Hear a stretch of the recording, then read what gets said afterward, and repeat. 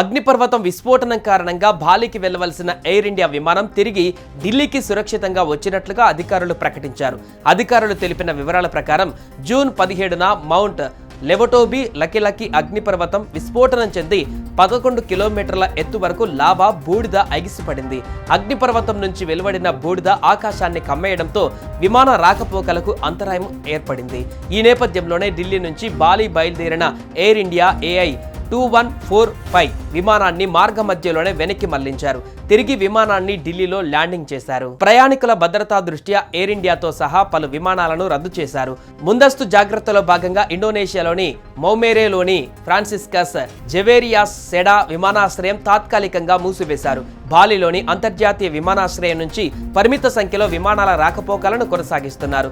అంతేకాదు పలు అంతర్జాతీయ విమాన సర్వీసులపైన తీవ్ర ప్రభావం పడింది.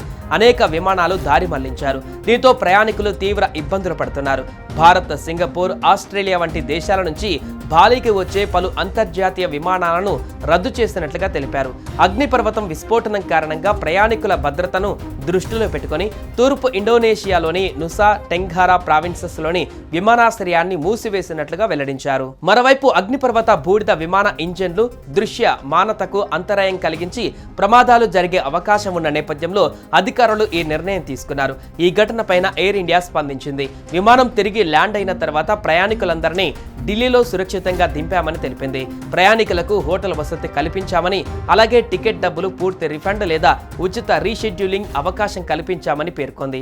మరోవైపు తూర్పు నుసా టెంగారా ప్రావిన్సెస్లోని లెవటోబీ లకిలకి పర్వతం మంగళవారం విస్ఫోటనం చెందడంతో దాదాపు 11 కిలోమీటర్ల ఎత్తులో బూడిద ఎగిసిపడినట్లుగా volcanology and geological hazard mitigation అధికారులు పేర్కొన్నారు. బుధవారం ఉదయం అగ్నిపర్వతంలో మళ్లీ విస్ఫోటనం సంభవించడంతో 1 కిలోమీటర్ మేర ఎత్తులో దట్టమైన బూడిద ఎగిసిపడుతున్నట్లు తెలిపారు.